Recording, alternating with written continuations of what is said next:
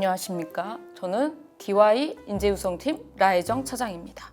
이 영상을 찍는 이유는 여러분이 지금 계속 독서 경영으로 책을 1년에 4권씩 읽고 있는데 어떻게 하면 책을 끝까지 읽게 할 수 있을까? 독후감을 어떻게 하면 좀 더 쉽게 쓸 수 있을까? 도움을 드리고자 이렇게 좀 영상을 찍게 됐습니다.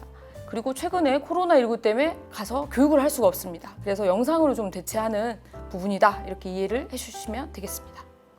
책을 읽는데 도움이 되는 팁, 두 번째, 독후감 쉽게 쓰기, 잘 쓰기. 마지막으로 공통도서인 징비록을 어떻게 하면 재밌게 읽을 수 있을 것이냐, 이 3가지 내용으로 설명을 드리겠습니다.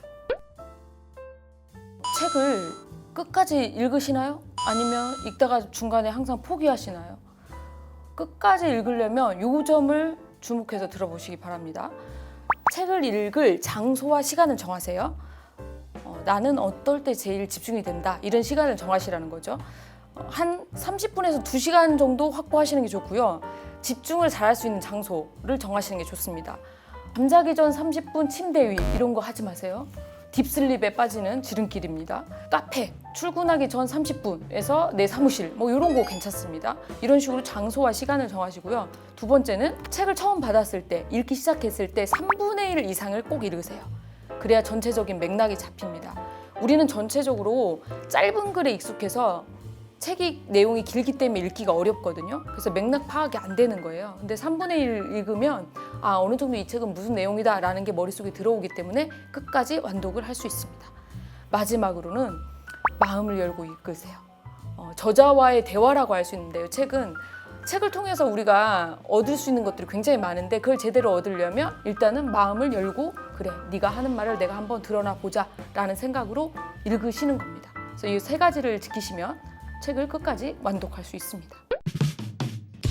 독후감 작성 귀찮기도 하고 때로는 좀 짜증도 나고 그렇습니다. 독후감을 어떻게 하면 잘 쓸 수 있을까요? 먼저 독후감을 왜 쓰는지 좀 생각해 볼 필요가 있는데요. 책에서 여러분들이 많은 것을 얻은 다음에 정리할 시간, 생각할 시간을 드리기 위해서 독후감을 쓰도록 하는 겁니다. 그래서 많은 전문가들도 얘기했지만 책 읽고 나서 뭔가를 정리를 하면 책 내용이 훨씬 더 기억에 많이 남게 되거든요. 그래서 독후감을 쓰시는 게 좋고요. 좋고 안 좋고를 떠나서 우리는 무조건 써야 되기 때문에 그럼 어떻게 하면 좀 쉽게 쓸 수 있느냐? 책을 읽을 때 밑줄을 그으세요. 이 책에서 중요하다고 생각하는 내용, 좀 이해가 안 간다, 이런 부분을 좀 밑줄을 그으면서 읽은 다음에 독후감을 쓸 때 밑줄을 친 내용을 한 번만 더 보는 겁니다. 그래서 그 내용에 대해서 내가 왜 이거를 밑줄을 쳤었지, 이게 기억이 나게 돼 있거든요. 그래서 그 내용을 생각하셔서 쭉 이 책은 무엇에 대한 책이고 나는 뭐 때문에 주목해서 읽었다, 이렇게 쓰시면 쉽게 30분 이내에 작성이 가능합니다. 그런데 난 좀 잘 쓰고 싶다, 이런 분도 있을 수 있죠. 승진도서 독후감에도 해당될 수 있는데요. 잘 쓰고 싶으신 분은 3가지를 하시면 돼요. 종합, 추론, 재구성. 종합은 책 내용을 전체적으로 종합해서 한두 문장으로 요약하는 겁니다. 이거는 책의 주제와 연관이 돼야 되겠죠. 두 번째, 추론. 이 책에서 다루고 있지 않지만 내가 추측하건대 어디에 적용해 볼 수 있겠다, 내지는 이 책의 이후의 결말은 어떻게 됐을 것이다, 이렇게 안 됐으면 어땠을 것이다 라는 나름대로 추측을 해서 써보는 거, 책 내용에 근거해서 그걸 하시는 게 좋아요. 마지막에 재구성. 책을 읽지만 관심 분야나 자신이 경험한 바에 따라서 책을 읽은 감상은 다 다를 수 있거든요. 자기가 주목해 읽은 부분에 대해서 재구성을 하는 거죠.